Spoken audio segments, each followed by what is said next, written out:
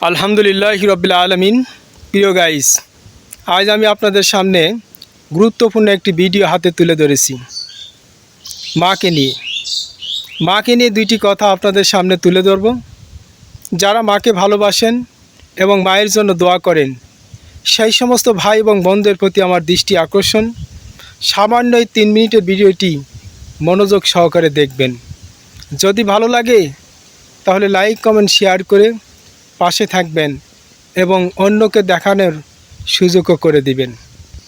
এই পৃথিবীতে একজন ব্যক্তি আছেন যিনি আপন, তিনি হলেন মা।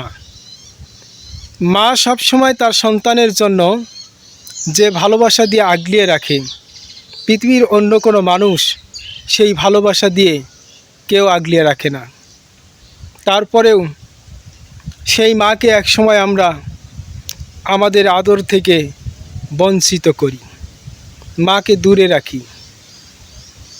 অথচ এই মাকে যারা কাছে রাখবে, ভালোবাসা দিয়ে মাকে আগলিয়ে রাখবে, সেই মা যদি তোমার জন্য দোয়া করে, তাহলে দুনিয়াও তোমার জন্য ধন্য, আখিরাতও তোমার জন্য ধন্য। এই পৃথিবী আমাদের জন্য চিরস্থায়ী নয়। আমরা যে কোনো সময় এই পৃথিবীর মায়া ত্যাগ করে সেই পরপারে চলে যাব। এই পৃথিবীতে আমরা কেউ চিরস্থায়ীভাবে থাকব না। তবে এই পৃথিবী থেকে যখন আমরা চলে যাব, যাওয়ার পর নতুন আরেকটি পৃথিবী শুরু হবে। তার নাম হলো আলমে বারজাক তথা কবর। সেখানে আমরা অবস্থান করব পুনরুত্থান দিবস পর্যন্ত, অর্থাৎ কিয়ামত পর্যন্ত আমরা অপেক্ষা করব সেই কবরে। সেইখানে আমাদেরকে অনন্তকালের মধ্যে একা একাই থাকতে হবে। সেখানে আমার মাও যাবে না, বাবাও যাবে না, ভাইও যাবে না, বোনও যাবে না। সেই কবরে শান্তি পেতে চাইলে মাকে ভালোবাসুন। যেই মা তোমাকে 10 মাস 10 দিন কষ্ট করে তার পেটে ধারণ করেছে এবং তোমাকে যখন ভূমিষ্ঠ করার জন্য আতুর ঘরে যায়, সেখানে তিনি জীবনের সমস্ত মায়া ত্যাগ করে আত্মীয় স্বজন যারা আছে তাদের প্রত্যেকের কাছে শেষ বিদায় নিয়ে আসে। কেন আসে?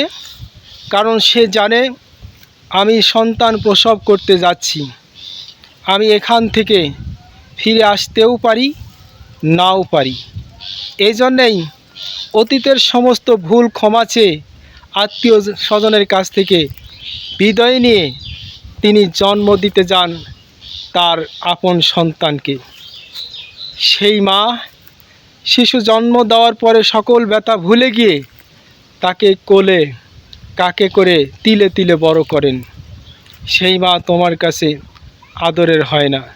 প্রিয় বন্ধুরা, মায়ের এই কথাটা যতটুকু ভালো লাগলো আপনি অন্যকে শেয়ার করে শোনাবেন।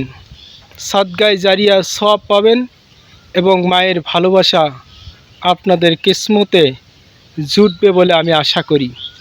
সবাই ভালো থাকুন, সুস্থ থাকুন, শুভকামনা।